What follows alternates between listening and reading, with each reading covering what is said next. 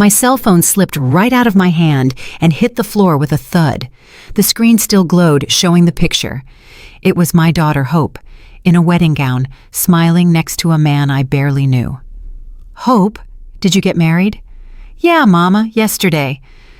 On the other end of the line, I could hear the sounds of the street, cars, footsteps, voices, everything but excitement. "Why didn't you tell me? Why wasn't I invited?" "It was just a small thing, Mama, only family." That word hammered in my head. Family. I picked up the phone, stared at that frozen smile on the screen, and understood. Maybe I had become an afterthought, a detail outside the frame. I deleted the picture, and in the silence that remained, a question formed that I still can't answer. What does a mother do when she stops being family? My name is Clara Mae Harrison, and for 67 years, I believed family was everything. I raised my daughter Hope alone after my husband Elijah passed away. I worked cleaning houses for 2 different families, the Rodwells and the Millers, to pay for her college. I saved every single dollar so she could have the wedding of her dreams. I always imagined I'd be right there beside her at the altar, holding her hand, watching her realize the biggest dream of any woman. But last Tuesday, as I was having my morning coffee and checking my phone, I saw a picture on Facebook that changed everything. There was Hope in a white dress next to her husband, Devin Hayes. The only people with them were his parents, Franklin and Eleanor Hayes. My eyes scanned every detail of that image multiple times. Hope was radiant, smiling like I had never seen her smile before, and the caption read, "Our special day, family complete." Family complete without me. There was no invitation, no conversation, no explanation. I found out my daughter got married the same way any stranger finds news on the internet. My heart broke in a way I hadn't even felt when Elijah passed. Sitting there in my kitchen in Atlanta, with the mug shaking in my hand, I realized that to Hope, I might no longer exist as a mother, but merely as an inconvenient memory of the past. I called her 3 times that day. They all went straight to voicemail. I sent messages pretending I hadn't seen anything, asking if everything was okay, if she needed anything. The response only came late that afternoon. "I'm fine, Mama. We'll talk later." "We'll talk later." As if her own daughter's wedding was a minor issue that could be put off. That night, lying in bed staring at the ceiling, I realized I had spent my entire life being a mother to someone who no longer needed me. And in that silence of the early morning, a new Clara Mae began to wake up inside me. Over the next few days, memories came in like ocean waves. I remembered when Hope was 5 years old and got pneumonia. I worked all day cleaning the Rodwell family's home in Buckhead and sewed at night for the Miller family in Sandy Springs. For 15 days, I barely slept 3 hours a night, taking care of her, driving her to the doctor, buying those expensive medicines. When she finally recovered, she hugged me and said, "Mama, when I grow up, I'm going to get married, and you're going to be the prettiest maid of honor in the world." Those words had lived in my heart for more than 20 years. I also remembered her sweet 16 party. I had been saving for 2 years to throw her a memorable celebration. I sold some jewelry from my marriage. I worked extra shifts on the weekends. I deprived myself of basic things.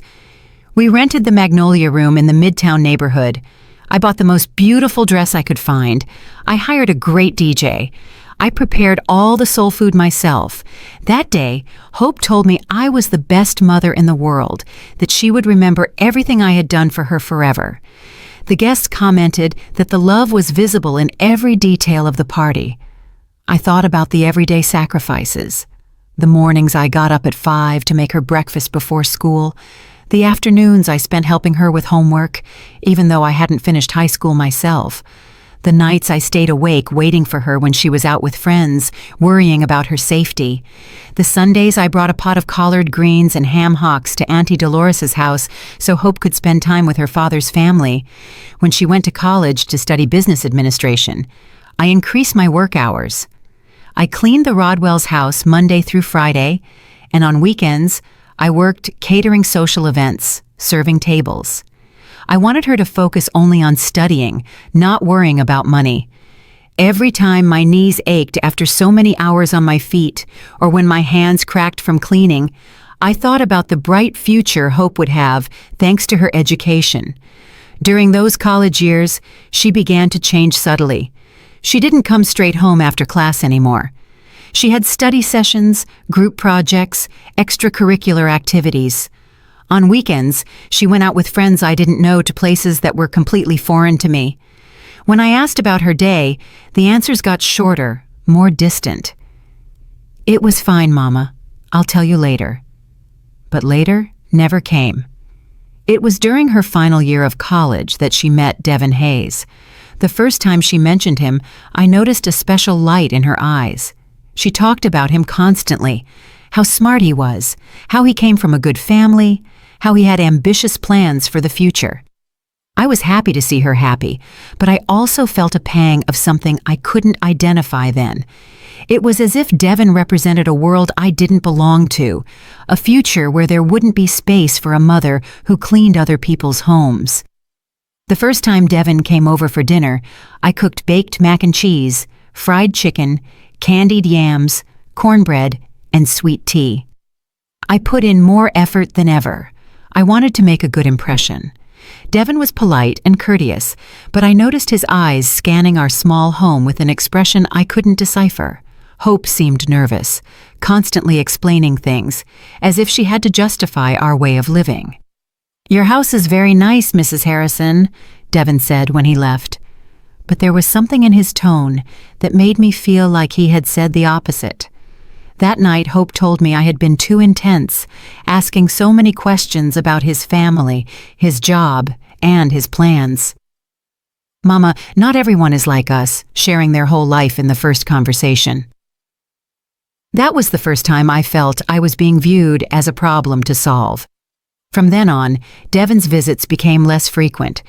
When he came, the conversations were more superficial, more formal. Hope started spending more time with him, coming home later and later. Sunday family gatherings became occasional, then sporadic, until they disappeared completely. "Devin and I have plans," became the most common phrase in her vocabulary. When Hope graduated, I was so proud I cried through the entire ceremony. She had achieved what I never could, finishing a college degree. She was going to have opportunities I never had. After graduation, we went to celebrate at a nice restaurant in Decatur. Devin had also invited his parents, Franklin and Eleanor Hayes. It was the first time I met them formally. Franklin was a manager at a big company in Sandy Springs. Eleanor had been a teacher for many years before retiring. They talked about trips, fancy restaurants, and Broadway shows. I tried to participate in the conversation, but I felt like a fish out of water. When I mentioned that I worked cleaning houses, there was an awkward silence that Hope quickly filled by changing the subject. That night, when we got home, Hope said something that hurt me deeply. "Mama, I know you always try to be friendly, but sometimes you say things that can be misinterpreted.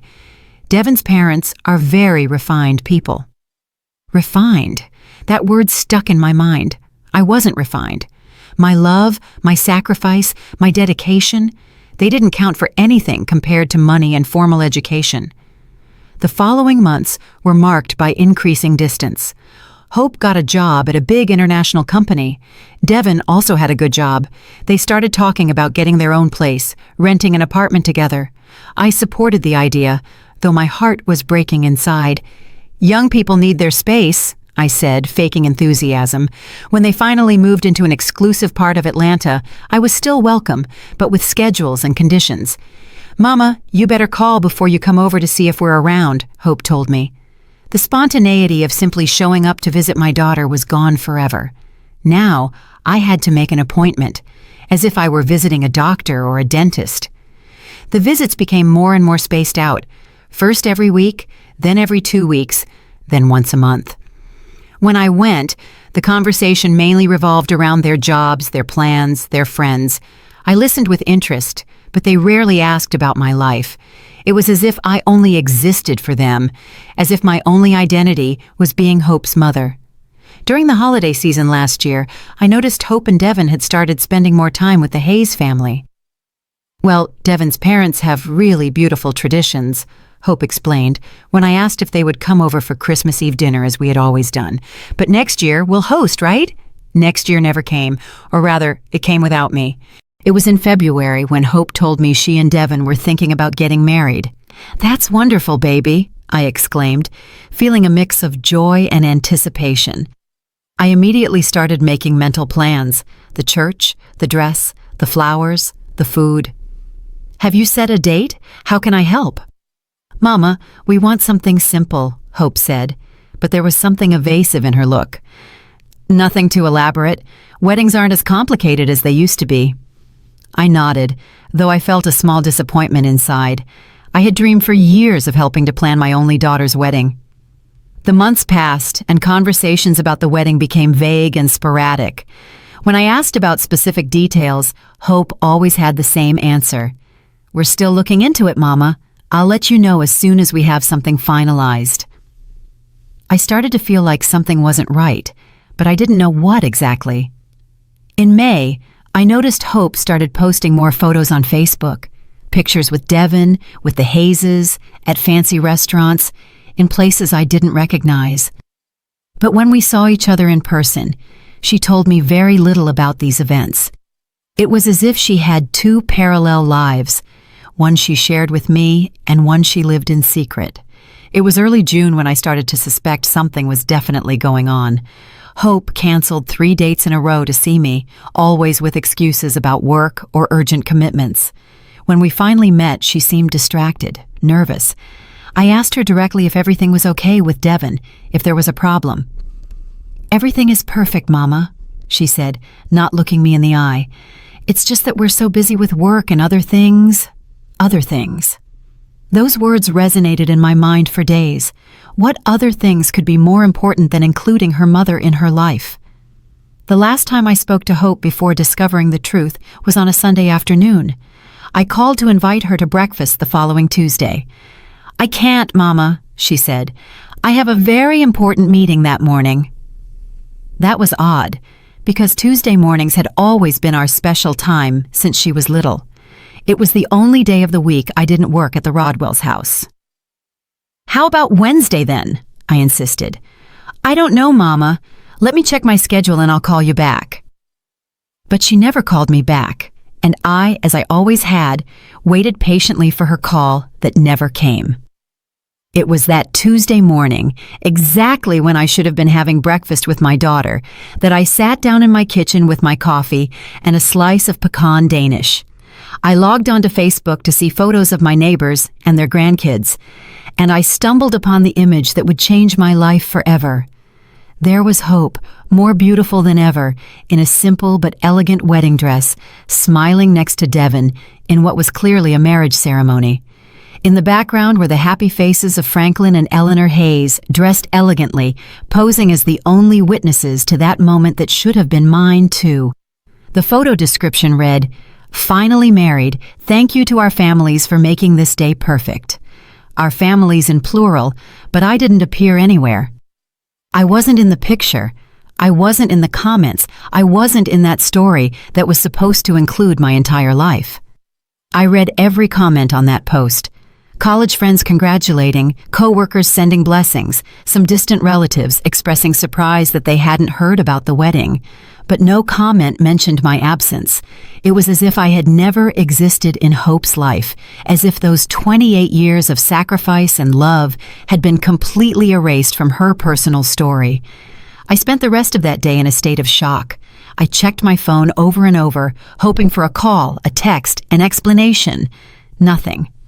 Hope had gone on with her normal life, posting honeymoon photos, thanking people for congratulations, sharing moments of happiness from which I had been completely excluded.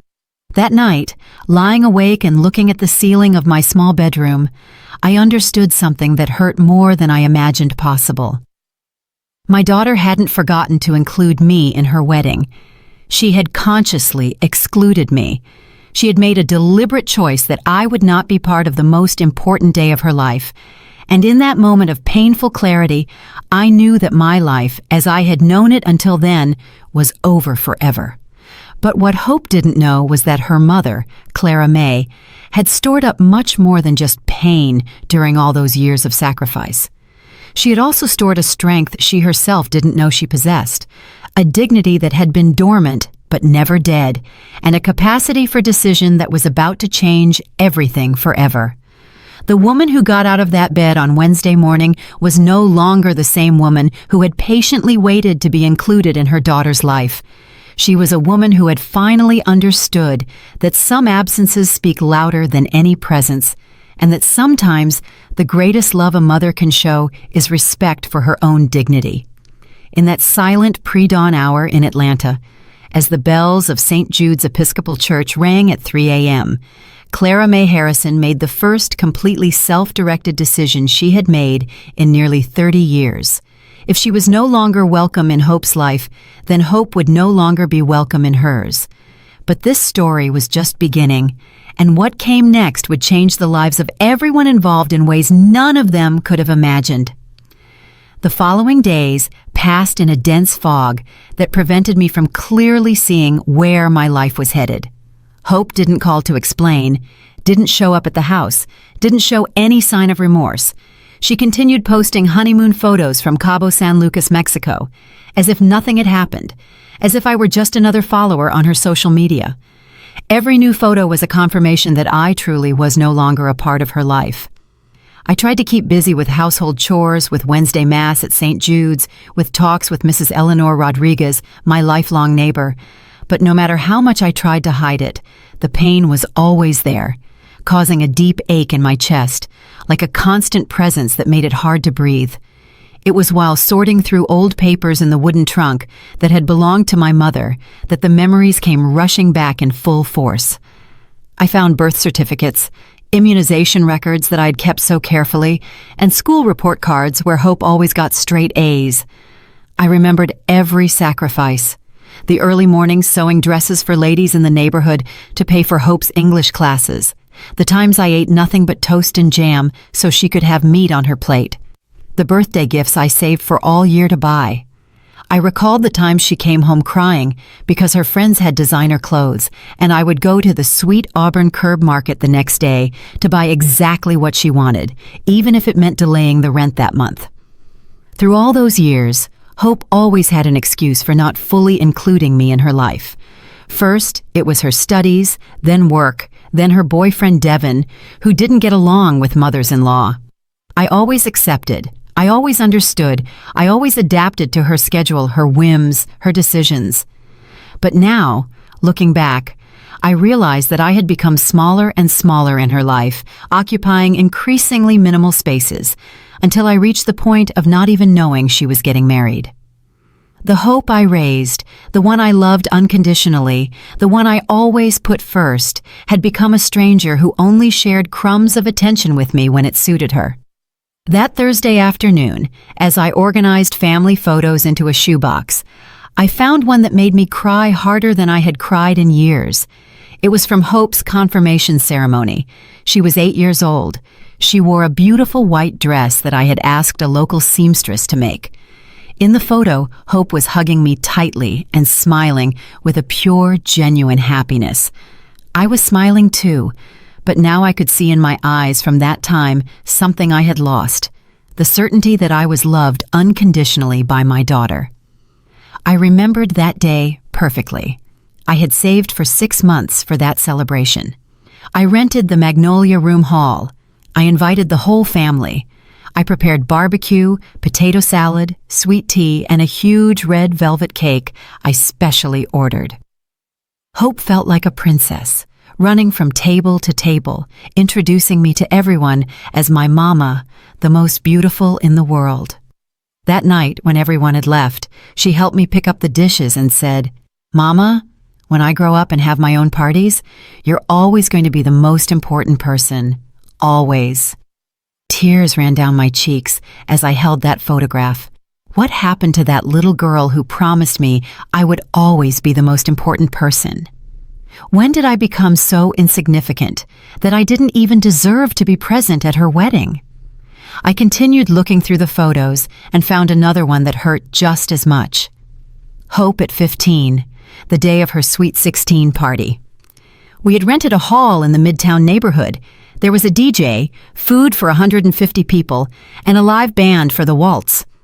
I had worked double shifts for a whole year to give her that party. I cleaned houses by day, babysat children at night, sold sweet potato pies at the farmer's market on weekends, all to see her happy, to give her the celebration she deserved.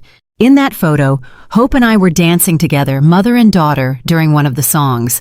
She had asked me to play a song she called Our Special Song. "Mama, you used to sing this to me when I was little and sick, and it always made me feel better," she had told me. "I want us to dance to it together so everyone knows how much I love you." Those words echoed in my mind like sounds from another life. How had I gone from being the person who comforted her when she was sick to being someone she was ashamed of in front of her new family? I kept looking and found a letter Hope had written me when she was 18, just before starting college.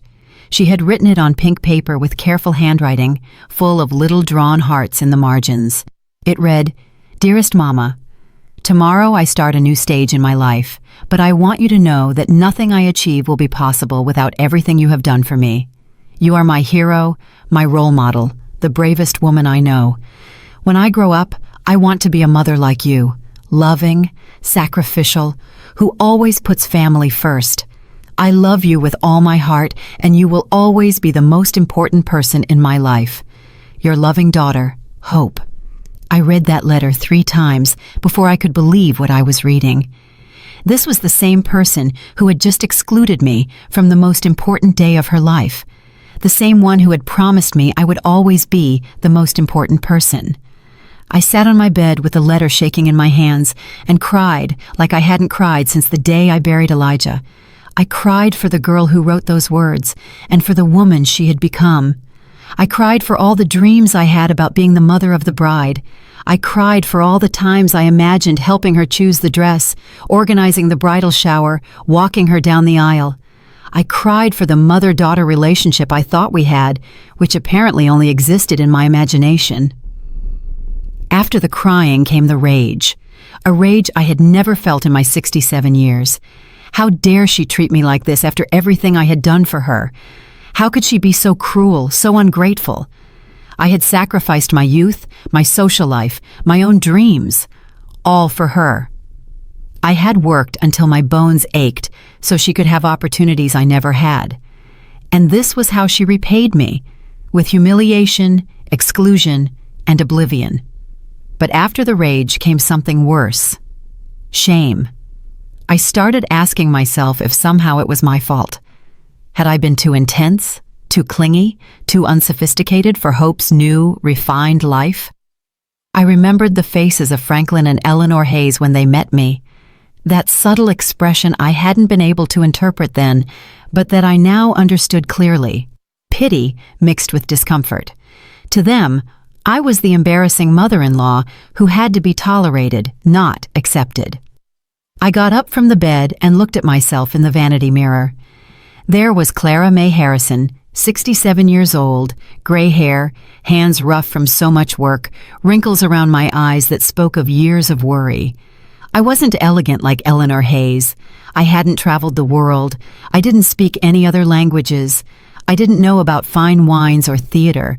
I was a simple woman who had done the best she could with what she had. But did that make me less valuable? Did that justify my own daughter treating me like I didn't exist? I couldn't sleep that night. I stayed awake thinking about all the signs I had ignored, all the moments I should have realized I was losing my daughter, the family dinners that became sporadic, the phone calls that got shorter, the visits that required prior appointment. Everything had been gradual, so subtle that I hadn't realized I was being systematically excluded from Hope's life. On Friday morning, I decided to call my sister, Auntie Rosa, who lives in Birmingham, Alabama. I needed to talk to someone, vent, ask for advice. Auntie Rosa had always been the most direct of my sisters, the one who told things straight. "She got married without telling you?" Auntie Rosa shouted when I told her what had happened. "That girl is crazy. How can a daughter do that to her mother?" I told her the whole story, from the first changes in Hope's attitude to the discovery of the wedding on Facebook. Auntie Rosa listened without interrupting, which was rare for her. "Clara May," she finally said in a serious voice, "I always told you that you gave too much to that girl. You spoiled her since she was little, you put her on a pedestal, and now you see the consequences. Kids need boundaries. They need to understand that respect is earned and maintained."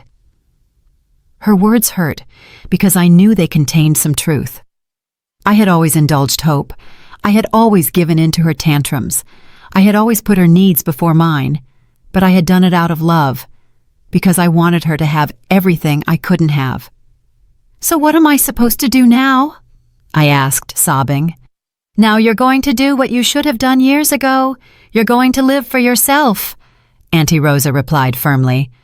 "Hope has already made her decision about what place you occupy in her life. Now it's your turn to decide what place she occupies in yours." After hanging up with Auntie Rosa, I sat in the kitchen for hours, thinking about her words. She was right. Hope had clearly demonstrated what place I occupied in her new life. None. It was time for me to also make a decision about what place she would occupy in my new life. On Saturday morning, as I drank my coffee and ate my pecan Danish, my phone rang. It was a number I didn't recognize, but when I answered, I heard Hope's voice.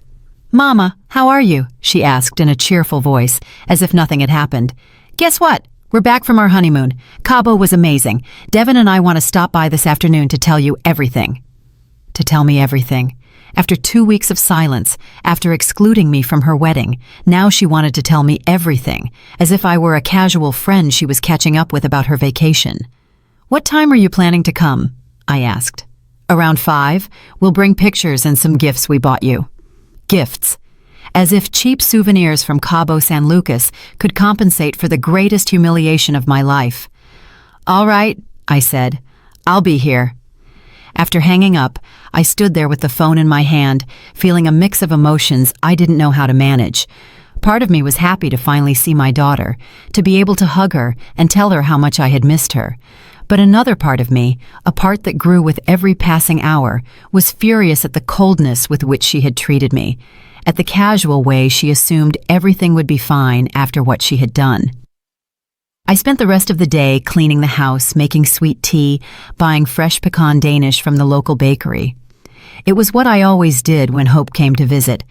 I made sure everything was perfect to receive her, but this time, as I mopped the floor and dusted the furniture, I wondered why I was still trying so hard for someone who clearly didn't value my efforts. At 5 on the dot, Hope and Devin arrived. Hope looked radiant, tanned from the beach sun, wearing new clothes and looking completely happy. Devin wore a courteous but distant smile, the same one he always had when he came to my house. "Mama!" Hope cried, hugging me as if we were the best friends in the world. "I missed you. Look how tanned I got." I hugged her back, inhaling her expensive perfume, which wasn't the same one she used when she lived with me. Everything about her was different, her clothes, her hairstyle, her way of speaking. It was as if the Hope I knew had been replaced by a new, improved version that didn't include me. "Have a seat," I said. I served them sweet tea and offered them fresh pecan Danish. "Oh, Mama, this looks so good," Hope said, but I noticed she barely touched the pastry. She probably didn't eat that kind of thing anymore. Her new, sophisticated life didn't include treats from the neighborhood bakery. "All right, tell me everything," I said, sitting across from them in my small living room. "How was the wedding?" Hope exchanged a quick glance with Devin before answering. "It was very nice, Mama. Very simple, just like we wanted. Nothing too elaborate." "Oh, and where was it?" I asked, though my heart was already shrinking. "In a beautiful little chapel in Decatur. Very intimate, very private. Just us and Devin's parents as witnesses. Just them and Devin's parents, as if I didn't exist, as if 23 years of raising her didn't give me the right to be there. And why didn't you tell me anything?" I finally asked, my voice trembling. Hope sighed and put on the face she used to make when she was a child caught doing something wrong. Mama, it all happened so fast. You know how those bureaucratic things are. Suddenly the date came up, and we decided not to complicate things. Besides, you know I never liked big parties. It was a lie. Hope had always loved big parties. Her sweet 16, her graduation, all the celebrations we had shared had been with lots of guests, lots of food, and lots of joy. But now, for her wedding, she had decided she wanted an intimate affair that didn't include me. "But Mama," Hope continued in a syrupy voice, "that's why we came today, to celebrate with you. Look at all the gifts we brought you." She pulled out a bag full of typical souvenirs from Cabo, a ceramic ashtray, some seashells, a t-shirt that read "I love Cabo," some coconut candies, gifts they had probably bought at the airport, thinking, "Oh, we have to bring something back for Hope's mom." "Thank you, baby," I said, feeling like each gift was a slap in the face disguised as kindness. We spent 2 hours talking about the honeymoon, the places they visited, the fancy restaurants where they ate, the activities they did. It was like looking at vacation photos of strangers. I nodded, smiled, and asked appropriate questions, but inside I felt like something was breaking for good. When they left, after vague promises to see each other soon and an invitation to see the new apartment, I was left alone in my living room, surrounded by the cheap souvenirs, feeling the weight of the silence they had left behind. That night, as I stored the gifts in a drawer where I knew I would never see them again, I made a decision that would change everything. If Hope could live without including me in the important moments of her life, then I could also learn to live without including her in the important moments of mine. And in that silence of the early morning, with my heart still hurting, but with a new determination growing inside me, I started planning the first step of my new life. A life where I was the protagonist, not just the sacrificial mother waiting for crumbs of attention. The Clara May who had waited all her life for others to decide her place in the world died that night. The one who would wake up the next day would be a completely different woman. A woman who had finally understood that respect is taught by example, and that sometimes the greatest love a mother can show is love for her own dignity. Sunday dawned with a clear sky that completely contrasted with the storm I carried inside. I got up earlier than usual at 5 a.m., and for the first time in weeks, I didn't feel that heaviness in my chest that had accompanied me since I discovered the wedding. In its place was something different, a cold clarity I had never experienced before. It was as if, during the night, I had gone through a silent transformation, as if the Clara May who had waited all her life for others to define her place in the world had finally awakened from a very long sleep. I made my black coffee, stronger than usual.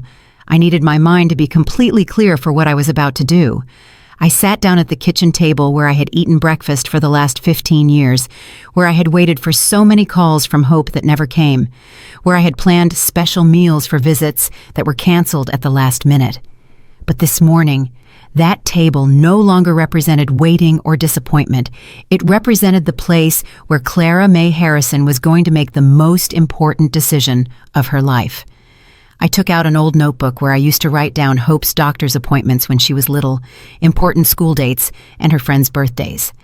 Now, I was going to use those yellowed pages to plan something completely different, my definitive exit from a life where I was no longer welcome. On the first page, I wrote, "Plan for Independence, Clara May Harrison, August 12, 2024. The date looked strange, written in my shaky handwriting, but the words felt more real than anything I had felt in years. The first thing I wrote was, "Assess resources." During all those years of sacrifice, I had managed to save a considerable amount. I wasn't rich, but I wasn't unprotected either. I had the savings of a lifetime of work, a small but owned house in an area that had become very valuable, and something Hope never knew, a secret bank account where I had deposited the extra money I earned sewing dresses for neighborhood ladies on weekends for years. I had opened that account when Hope turned 18, thinking it would be my wedding gift to her. Every dollar I deposited there, I did so imagining the moment I would give it to her. My daughter, this is so you can start your marriage without debt, so you can have your own home, so you don't go through the difficulties I did." For 10 years, I had nourished that account with the illusion of seeing the happy look on Hope's face when she found out about the surprise. But now, after being excluded from her wedding, that money would take a completely different path. The second point on my list was research housing options. I couldn't stay in this house where every corner reminded me of the years of waiting, where every phone call would make me think it might be Hope seeking reconciliation. I needed a new place, a space that was completely mine, where I could build a life that didn't depend on crumbs of attention from my daughter. I remembered that Mrs. Eleanor Rodriguez, my lifelong neighbor, had always told me about her sister Gloria, who had moved to a residential community for older adults in Decatur. "It's wonderful, Clara May," Mrs. Rodriguez had told me several times. "There are activities, security, people our age. Gloria says she's never felt so free in her life." At the time, I thought those places were for people who didn't have family to care for them. Now I understood they were for people who had decided to care for themselves. The third point was the most painful, but the most necessary: gradually cut ties. I couldn't just disappear overnight, because that would cause unnecessary drama and give Hope reasons to justify her behavior. My mom was always so dramatic, that's why we didn't include her in important things. No, my exit had to be as silent and dignified as my entry into Devon Hayes's life had been. Gradual, respectful, but definitive. After breakfast, I showered and put on my Sunday navy blue dress, the one I wore to Mass at St. Jude's. But this morning, I wasn't going to church. I was going to begin the most important investigation of my life. I grabbed my purse, put the notebook inside, and left my house with a determination I hadn't felt in years. My first stop was the bank. It was strange walking the streets of my neighborhood, knowing that every step took me away from the life I had known for 67 years. Mr. Fernando Lawson, the executive who had managed my accounts for the last 10 years, was surprised to see me near the ATM on a Sunday morning. "Good morning, Mrs. Harrison," he greeted me when he recognized me. "Everything's fine. Perfect, Mr. Lawson," I replied with a smile I didn't expect to have myself. "I'm just reviewing my financial options. I might need to make some moves this week." "Of course, ma'am. I'm available Monday if you'd like to review your accounts in detail." "I appreciate it very much. I'll see you Monday then." That small conversation gave me more energy than I expected. For the first time in years, someone spoke to me like a person capable of making important financial decisions, not like an old lady who needed others to manage her money. From there, I went straight to Decatur, to the residential community Mrs. Rodriguez had mentioned.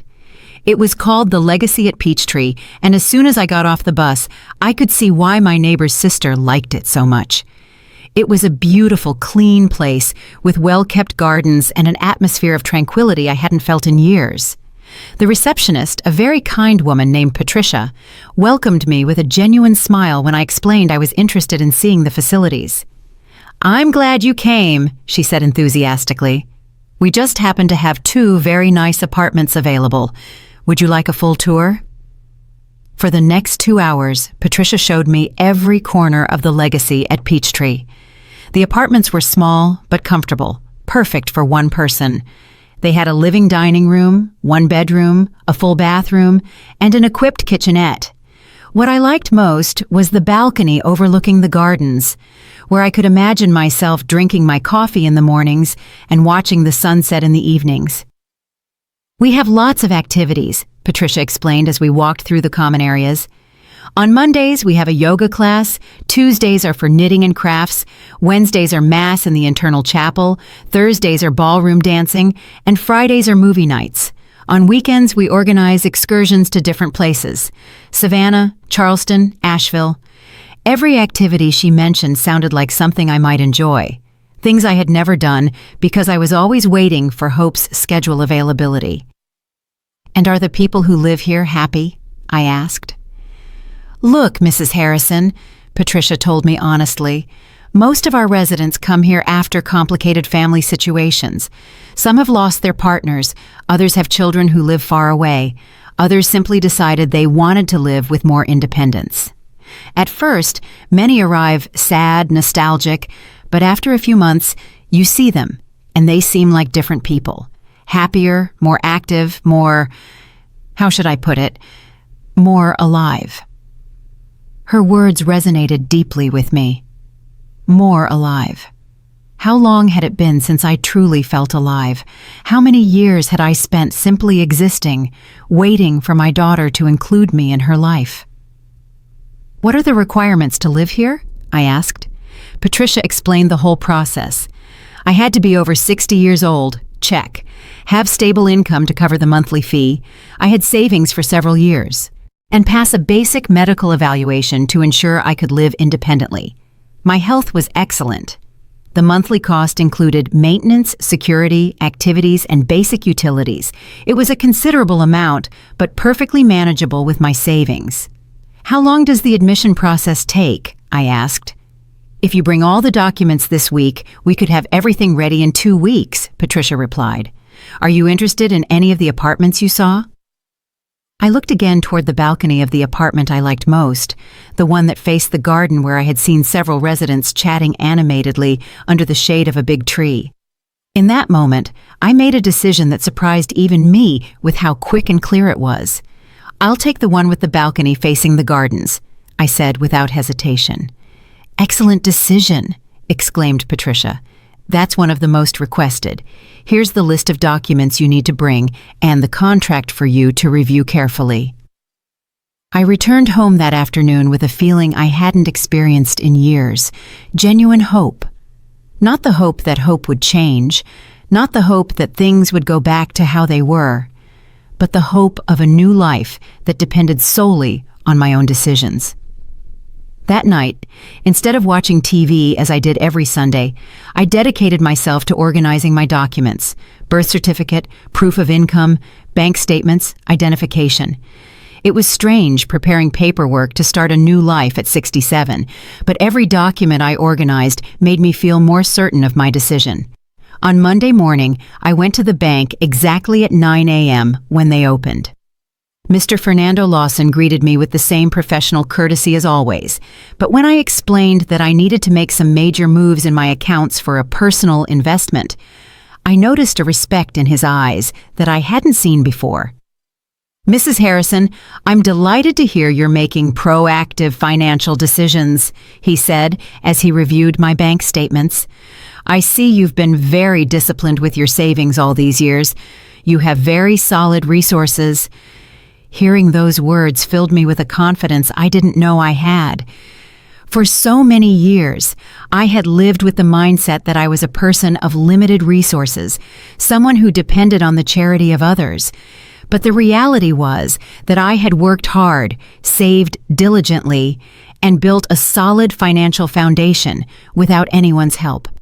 I need to make a significant transfer to my checking account, I explained, and I also want to know about safe investments that give me monthly income. For the next hour, Mr. Lawson explained different investment options that could give me regular income without touching the principal capital. It was information I had never sought out before because I always thought my money was meant exclusively for emergencies or for helping hope. Now, I saw that I had options, that I could make my money work for me instead of just keeping it for others. From there, I went directly to the office of Mr. Michael Sanders, a lawyer Mrs. Rodriguez had recommended to me years ago when I had trouble with some house documents. I needed to make sure all my assets were in order, and more importantly, I needed to update my will. Mrs. Harrison, what brings you here? Mr. Sanders asked when I entered his office. I need to update my will and better organize my assets, I told him directly. If he was surprised by the nature of my visit, he didn't show it. For the next 40 minutes, we reviewed all my property documents, bank accounts, and insurance policies. It was impressive to see it all together. I really had built a considerable estate through pure work and discipline. Do you have any specific changes in mind for the will? He asked. Yes, I replied without hesitation. I want to leave 50% of my assets to charitable institutions that help working single mothers, and the other 50% to my daughter, but with one condition. What kind of condition? That she can only access the inheritance after writing a letter explaining why she made certain decisions about our relationship. She doesn't have to apologize. She just has to be honest about her reasons. That letter must be delivered to you as a witness, but she must write it, even if I'm no longer here to read it. Mr. Sanders wrote everything down carefully. That's a very thoughtful condition, Mrs. Harrison. It gives her an opportunity for reflection without forcing a reconciliation. Exactly, I confirmed. I'm not looking for revenge, Mr. Sanders. I'm looking for her to understand that actions have consequences, even the actions of children towards their parents.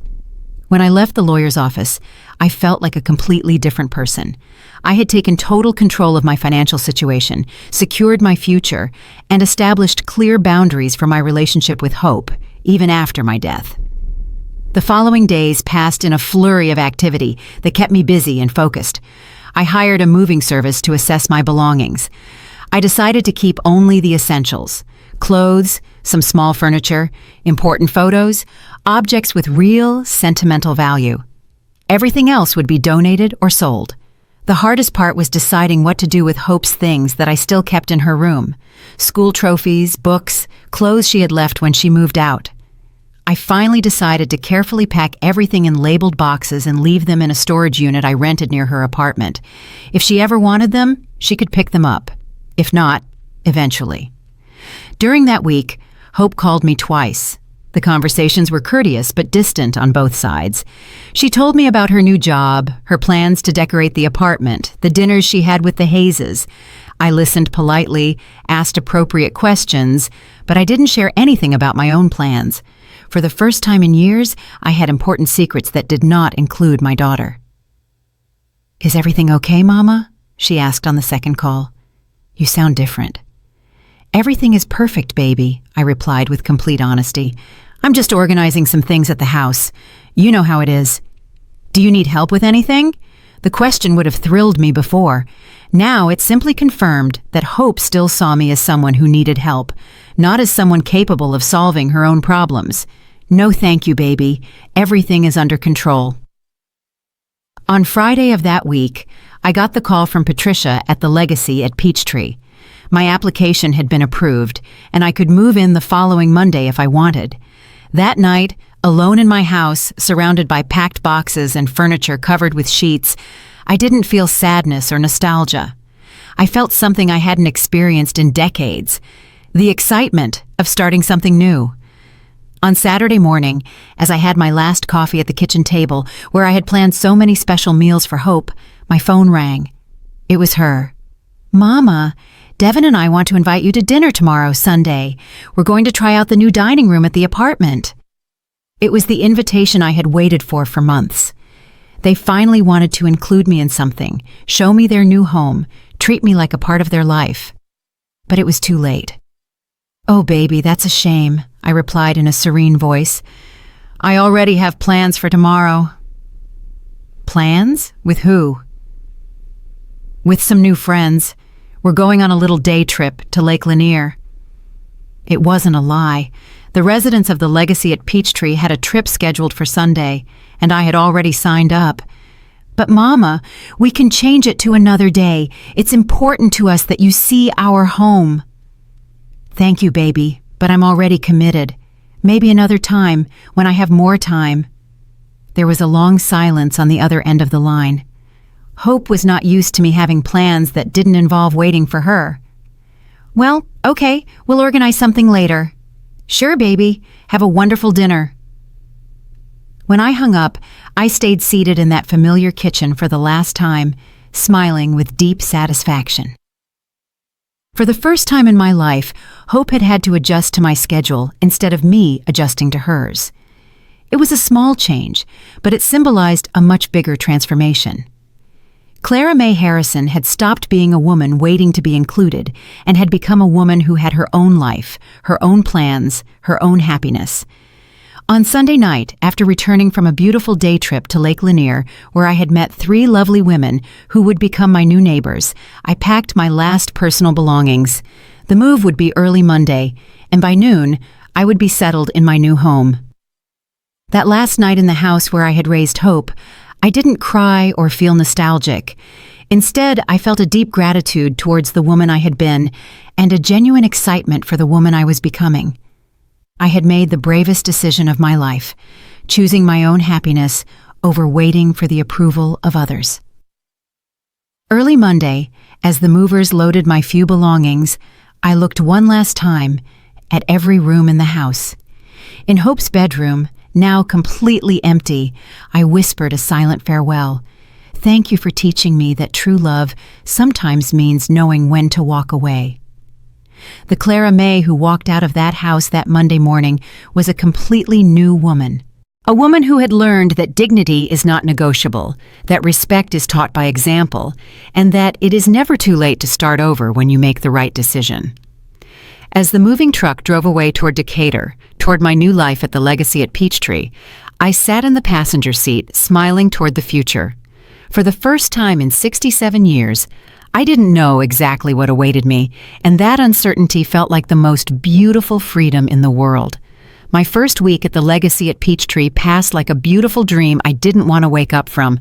Every morning I woke up in my new cozy apartment, made my coffee in the kitchenette that was entirely mine, and went out onto the balcony to look at the gardens where I had already identified my new neighbors. There was Mrs. Mercedes, 72, who had been an elementary school teacher for 40 years. Mrs. Eleanor, 69, who had worked in a government office and had fascinating stories of her youth. And Mr. Alexander, 75, a widower like me who had been a carpenter and now made small furniture to give as gifts to his new friends. It was strange to feel part of a group where I was valued for who I was, not for what I could do for others. At community meals, my new friends asked me about my life, my opinions, my plans. No one saw me as somebody's mother or the awkward mother-in-law. I was simply Clara May, a woman with her own stories, her own dreams, her own personality. On Wednesday of my first week, I participated in the knitting class led by Mrs. Eleanor Rodriguez, an elegant 74-year-old woman who had been a dressmaker in her youth. While embroidering flowers on a napkin, I realized I hadn't done anything purely for pleasure in years, without thinking about whether Hope would like it or if it would be useful for the house. "You know what, Clara May?" Mrs. Rodriguez said as she checked my work. "You have a great hand for this. You should come to every class." It was a simple compliment, but it touched my heart. How long had it been since I received recognition for something I had done well? In my previous life, my achievements were always measured by how much they helped Hope. Now, for the first time, someone valued my work for its own sake. Thursday was my first ballroom dancing class. Mr. Alexander Davis, a very distinguished 76-year-old man who had been a physical education teacher, led the classes with contagious patience and joy. At first I was embarrassed because I hadn't danced in decades, but Mr. Davis reassured me. "No one judges here, Clara May," he said with a kind smile. "We come here to have fun and remember that it's never too late to learn new things." During that class, I danced the cha-cha, the waltz, and even a little salsa. I laughed harder than I had laughed in years. My classmates applauded when I managed a difficult step, helped me when I got confused, and made me feel like I was part of a real family, a family that had chosen me and that I had chosen too. That night, as I ate dinner alone in my apartment, but without feeling lonely, my phone rang. It was Hope. "Mama, where are you?" she asked, her voice frantic. "I went to the house and it's completely empty. The neighbors said you moved out. What is going on?" Her voice had a mix of confusion and panic that I hadn't heard since she was little and got lost at the market. For a moment, my maternal instinct wanted to reassure her immediately, explain everything, assure her that I was fine. But the new Clara May, who had emerged in these last few weeks, kept her composure. "I'm doing very well, baby," I replied in a serene voice. "I moved to a place more suitable for my age." "More suitable? What does that mean? Why didn't you tell me anything?" Because they were personal decisions that didn't require your approval, I said firmly, but without aggression. There was a long silence on the other end of the line. Hope was not used to me making important decisions without consulting her, even though she had been making hers for years without consulting me. Where are you living now? In a place where I'm happy, baby. That's what matters. Mama, you're scaring me. This isn't normal for you. Are you mad at me about something? The question would have disarmed me before. I would have rushed to explain that I wasn't mad, that I loved her, that I just wanted us to be happy together. But now I saw that question for what it really was, an attempt to return to the old dynamic where I was responsible for managing her emotions. I'm not mad, Hope. I'm living my life. What does that mean? It means I finally understood that I have the right to make my own decisions, to have my own plans, to be happy without depending on the approval of others. Another silence. I could imagine Hope on the other end, trying to process this version of her mother she didn't know. Can you tell me where you are? Devin and I are worried. Devin and I. It was always Devin and I, as if they were a single entity making joint decisions about my life. But there was something in Hope's tone that was different. For the first time in a long time, she seemed genuinely worried about me, not just annoyed because I wasn't available when she needed me. I'm at the Legacy at Peachtree in Decatur, I finally told her. It's a very nice residential community for people my age. A retirement home? The word bothered me, but it didn't surprise me. To Hope, any place where older people lived was automatically a retirement home. No, baby. It's a place where I live independently, but with the company of people who are at the same stage of life as me. I have my own apartment, my own activities, my own social life. Social life. There was genuine surprise in her voice, as if she had never considered that I could have a social life independent of her. Yes, Hope. I have new friends, activities I enjoy, plans that don't include waiting for you to have time for me. The words came out more direct than I had planned, but I didn't regret saying them. It was time for Hope to understand the consequences of her decisions. Mama, we have always had time for you. Did you really have time to include me in your wedding? The silence that followed was long and heavy. It was the first time I had directly mentioned the wedding exclusion, and we both knew it was the elephant in the room that had been present in all our subsequent conversations. Mama, I already explained that it all happened so fast, that it was a very simple thing. Hope. I interrupted her with a firm but calm voice. I'm not interested in hearing any more excuses. What happened happened. I'm not looking for apologies or explanations. I just want you to understand that decisions have consequences. What kind of consequences? The consequence that I finally understood that I'm not a priority in your life, and I've decided that you won't be a priority in mine either. The words came out with a clarity that surprised me. There was no anger in my voice, no resentment, only a quiet honesty that made me feel freer than I had felt in years. Does that mean you don't want to be my mother anymore? The question hurt because I could hear the little girl behind the adult woman, but it also strengthened me because it reminded me that Hope knew exactly what she had lost. I will always be your mother, baby, but I will no longer be the mother who waits for crumbs of your attention. I will no longer be the mother who accepts any treatment just to be present in your life. If you want a relationship with me, it will have to be a relationship of mutual respect. And what would that look like? It was the first time Hope specifically asked what I wanted from our relationship, instead of simply assuming I would adapt to whatever she offered. I don't know yet, I answered honestly, but I know it can't be like before. After hanging up that night, I sat on my balcony, watching the lights of Decatur, feeling a mix of sadness and liberation. It had been the hardest conversation of my life, but also the most necessary. For the first time, I had set clear boundaries with my daughter. I had expressed my feelings without trying to protect hers. I had placed my dignity above my desire to keep the peace.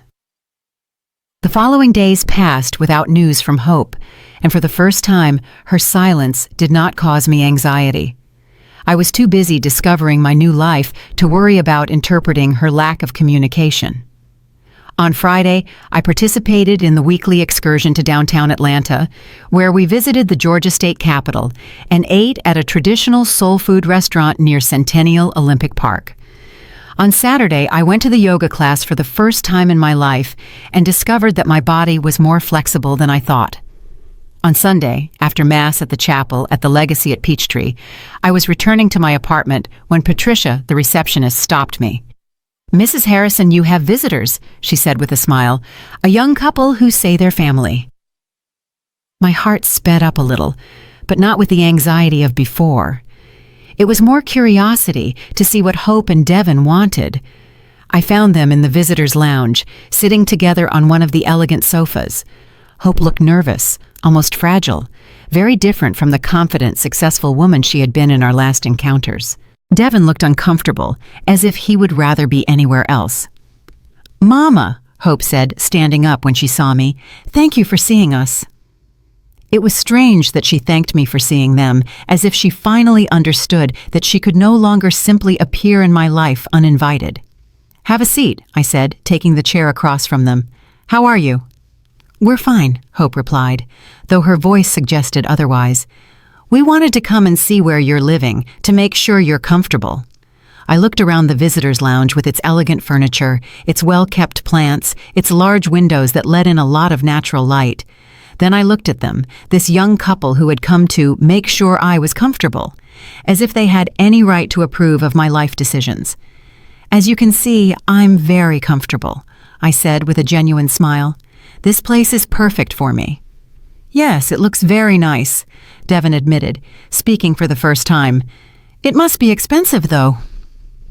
There it was, the real concern, not my happiness or my comfort, but how much of their inheritance I was spending. "Fortunately, I can pay for it without problems," I replied calmly. "It turns out I worked and saved more than you knew." I watched as Hope and Devin exchanged a quick glance. It was obvious they had talked about my financial situation before coming. "Mama, we don't want you to run out of money by living in a place like this," Hope said in a worried voice. "Why would I run out of money?" I asked with genuine curiosity. "Well, you always told us you had to watch every dollar, that money didn't go very far." It was true. For years I had told them that, but what I never explained was that it didn't go far because I constantly prioritized their needs over mine, because I saved money for their emergencies instead of spending it on my own comfort. "It's true that I watched every dollar," I confirmed, "but it was because I was saving for you, to be able to help you when you needed it. Now that it's clear you don't need my help, I can use my money for my own happiness." "What do you mean we don't need your help?" Devin asked in a tense voice. "I mean you are successful, independent adults, capable of making your own decisions without consulting me, including decisions as important as getting married. If you are independent enough for that, then you don't need me to save my money for your emergencies." The silence that followed was uncomfortable. I could see how they processed the logic of my words, how they realized they couldn't have both: total independence from me when it suited them, and access to my resources when they needed them. "Mama," Hope said finally, her voice softer, "are you very angry with me?" It was the question of a child, not an adult, and for the first time since the wedding, I felt a little compassion for her. But it was a different kind of compassion, not the blind compassion that had led me to excuse her behavior for years. "I'm not angry, baby," I told her honestly. "I'm disappointed. I'm sad, but above all, I am at peace." At peace? At peace with finally understanding who I am beyond being your mother. At peace with having discovered that I can be happy without depending on your approval or your attention. Hope remained silent for a moment, and I could see tears starting to form in her eyes. "Does that mean you don't love me anymore?" It was the question I had been waiting for, and I had the answer ready. "I love you more than you can imagine, Hope. But I've learned that loving someone doesn't mean allowing them to disrespect you. I've learned that true love includes boundaries, includes dignity, includes mutual respect. And what can we do to fix this? Devon asked, speaking for the first time as if he truly cared about the answer. I looked at both of them, this young couple who had come to fix the situation, probably hoping that with a visit and a few apologies, everything would return to normal. "There's nothing to fix," I said calmly. "I'm not broken, I'm not sick, I'm not acting out of spite. I am simply living the life I deserve to live." "But can we still be family?" Hope asked, her voice trembling. "We will always be family," I assured her. "But it will be a different kind of family, one where we respect each other, where we include each other in the important things, where we treat each other as equal adults." "How do we know what you expect from us?" Devon asked. It was a practical question, and I appreciated his honesty. "Hope knows how to treat me with respect," I replied, looking directly at my daughter. "She did it for many years when she was younger. She just needs to remember how to do it." Hope nodded slowly, as if finally understanding that there was no quick fix, that she would have to do real work to rebuild our relationship. "Can we call you sometimes?" she asked in a small voice. "Of course," I said, "but I won't be available every time you call. I have my own life now, my own activities, my own commitments." It was strange saying those words. For 67 years, I had never had commitments I couldn't cancel for Hope. Now I had knitting classes, excursions, dinners with friends, a social life that was important to me. When they left that afternoon, after vague promises to maintain better communication and do things differently, I stayed seated in the visitors' lounge for a while longer, processing what had happened. There had been no dramatic reconciliation, no tears of remorse, no promises of immediate change. But there had been something more valuable: recognition. For the first time, Hope had recognized that she had treated me poorly, that she had made decisions that hurt me, and that she would have to make a real effort if she wanted a relationship with me. That night, during the community dinner in the dining hall at the Legacy at Peachtree, my new friends asked me about my visitors. "Everything okay with the family?" Mrs. Mercedes asked with genuine concern. "Everything is exactly as it should be," I replied with a smile. "For the first time in years, everything is exactly as it should be." And it was true. I didn't know if Hope and I would ever have a close relationship again. I didn't know if she would truly change or if she would simply learn how to manage me better. But I knew that I had changed forever, and that no matter what happened to our relationship, I would be fine. The Clara May who had waited for years for her daughter to include her in her life had died forever. In her place, a woman had been born who knew her worth, who had her own dreams, who was capable of being happy with or without the approval of others. And that transformation, painful as it had been, was worth more than any reconciliation that required me to return to being the small, subservient woman I had been before.